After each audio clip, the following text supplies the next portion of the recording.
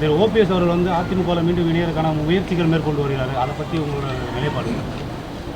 அதாவது ஓபிஎஸ் வந்து அவர் நினைக்கலாம், ஆனால் எங்கள் தலைமை அதுக்கு உடன்படாது. ஏன்னு சொன்னால் ஏற்கனவே பொதுக்குழு உறுப்பினர்களால் தீர்மானம் கொண்டு வரப்பட்டு ஏகமானதாக தீர்மானத்தை பொதுக்குழுவில் நிறைவேற்றப்பட்டு அவருடைய பொறுப்பு அடிப்படை அதிமுக அடிப்படை உறுப்பினர் நீக்கப்பட்டு விட்டார்.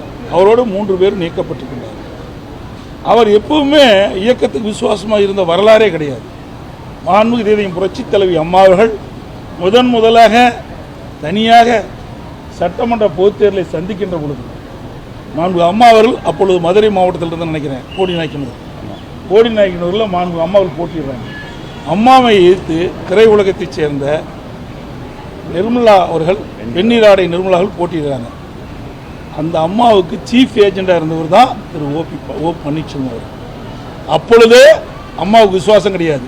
சிலருடைய முயற்சியால் சிபார்சால் உள்ளே நுழைந்த பிறகு அந்த துரோகத்தை செய்ய ஆரம்பித்து விட்டார். அதுக்கு பிறகு அம்மா அவர்கள் முதலமைச்சராக அமைச்சர் கொடுத்தாங்க, முதலமைச்சராகினாங்க. மாண்பு அம்மா இறந்த பிறகு உடனடியாக தர்ம யுத்தத்தை மேற்கொண்டார்.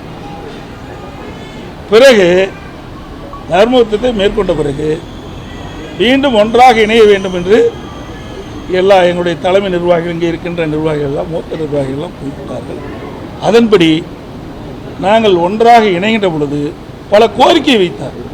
அதில் ஒன்று, மாண்பு அம்மா அவர்கள் மரணத்தில் மர்மம் இருப்பதாக சொன்னார். அதையும் நாங்கள் ஏற்றுக்கிட்டு அதுக்கு ஆணையத்தை நியமித்தோம். யாரை சுட்டிக்காட்டி மரணத்தில் மர்மம் இருப்பதாக சொன்னார் என்று அனைவருக்கும் தெரியும். தெரியாத ஒன்றும் கிடையாது. ஒருவர் மீது குற்றம் சுமத்தி அதை விசாரித்தே ஆக வேண்டும் என்று என்னை நிர்பணப்படுத்தி நாங்கள் கட்டாயத்தின் அடிப்படையில் ஆணையத்தை அமைத்த பிறகு அந்த ஆணையம் பல முறை பிறகு நோட்டீஸ் சமன் கொடுத்து கூட போய் ஆஜராகலை. அப்படிப்பட்ட காட்சியெல்லாம் பார்த்தோம். அதுக்கு பிறகு பார்த்தீங்கன்னா நாடாளுமன்ற தேர்தல் 2019 வந்து ஒன்றாக இணைத்த பிறகு அவருக்கு முக்கிய பொறுப்பு வேணும்னு கேட்டார். ஒருங்கிணைப்பாளர் வேணும்னாங்க. அவருக்கு வெறும் 3% பேர் தான் ஆதரவு இருந்தாங்க. வெறும் 3% பேர் தான், 10 பேர் தான் சட்டமன்ற உறுப்பினர் இருந்தாங்க. 97% பேர் எங்கள் அணியில் இருந்தாலும் கூட எங்களுடைய மூத்த நிர்வாகிகள் கேட்டுக்கொண்டிருந்த ஒருங்கிணைப்பாளரே கொடுத்தோம், துணை முதலமைச்சர் கொடுத்தோம், நல்ல இலாக்கா கொடுத்தோம். அப்பவும் அவருக்கு மனசு திருப்தி இல்லை.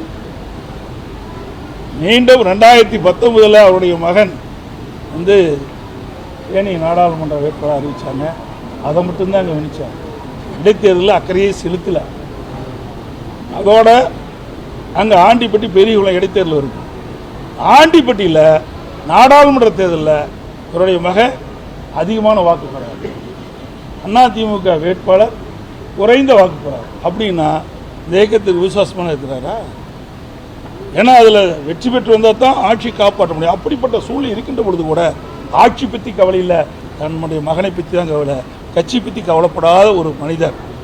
அதுக்கு பிறகு பார்த்தீங்கன்னா எங்களுடைய தலைமையில் ஒற்றை தலைமை வேண்டுகின்ற பொழுது சில பிரச்சனைகள் வந்தது, வாக்குவாதம் வந்தது. அனைவரும் ஒருமித்த கருத்தோடு ஏற்பட வேண்டும் என்று சொல்லி இங்கே இருக்கிற மூத்த நிர்வாகி தான் அண்ணன் திண்டுக்கல் அண்ணன், எங்கள் அண்ணன் செல்லூர்ராஜ் அண்ணன், உதயகுமார், ராஜன் செல்வா போன்றவரெல்லாம், இன்னும் காமராஜர், டாக்டர் விஜயபாஸ்கர், அண்ணன் ஓஎஸ் மணிலாம் போய் அவர் வீடு தேடி போய் வேண்டாம், அனைவரும் ஒற்றுமையாக இருக்கலாம் என்று பல முறை பல கட்டங்களில் பேச்சுவார்த்தை நடத்தினோம்.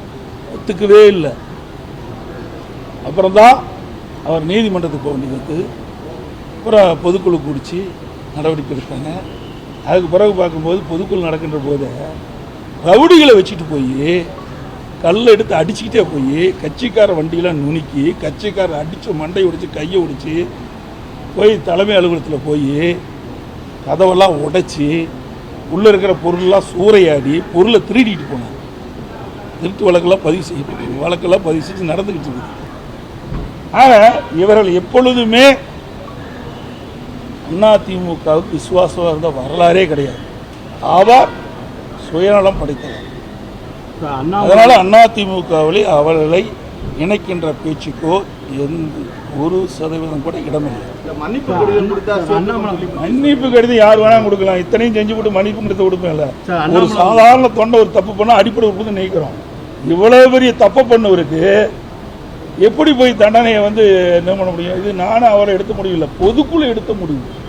அதான் புரிஞ்சுங்க, இது யாரும் நீக்கல. அவர்ல பொதுக்குழு உறுப்பினர்களால் இவரை அடிப்படை உறுப்பினர் நீக்கப்பட்டார்.